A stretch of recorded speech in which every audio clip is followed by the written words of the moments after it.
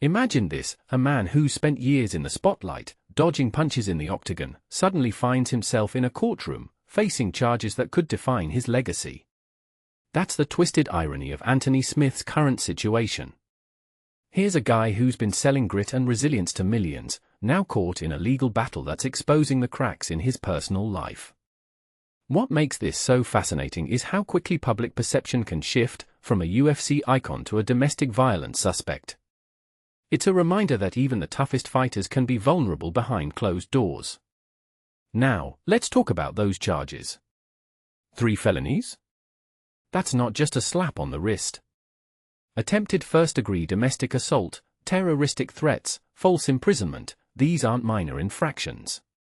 But here's what's wild: Smith's wife insists he would never hurt her. And honestly, that's the kind of statement that makes you question everything. How do you reconcile someone's public persona with the private chaos they're hiding? I mean, we all know athletes deal with stress, but when it escalates to this level, it's not just a personal failure, it's a societal failure.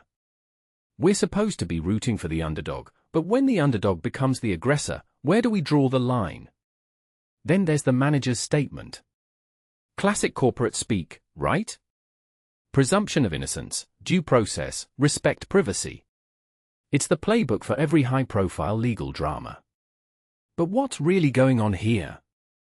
Is this about protecting Smith's image, or is it about managing the fallout before it spirals? I've seen this before: teams and managers spinning narratives to control the narrative. But when the victim speaks out, it adds a layer of complexity. Her statement isn't just about defending him, it's about reclaiming her voice in a system that often silences survivors. That's a powerful move, and it makes me wonder how many other stories like this go untold because the victims don't have the platform to speak up. And let's not forget the timing. Smith retired last year, then came out of retirement for a bare-knuckle fight. Now this. It's like the universe is throwing him curveballs. But here's the thing: this isn't just about one incident. It's about the pressures of fame, the toll of a career built on physicality, and the mental health struggles that often go unseen. I've always said MMA is a brutal sport, but the real brutality is the internal battles fighters face. When someone like Smith, who's been in the public eye for years, faces these charges, it forces us to confront uncomfortable truths about how we idolize athletes while ignoring their humanity. So what does this all mean?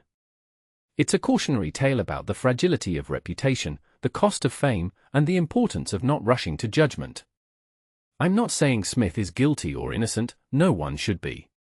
But what this situation highlights is the need for better support systems for athletes, not just in the ring but in their personal lives.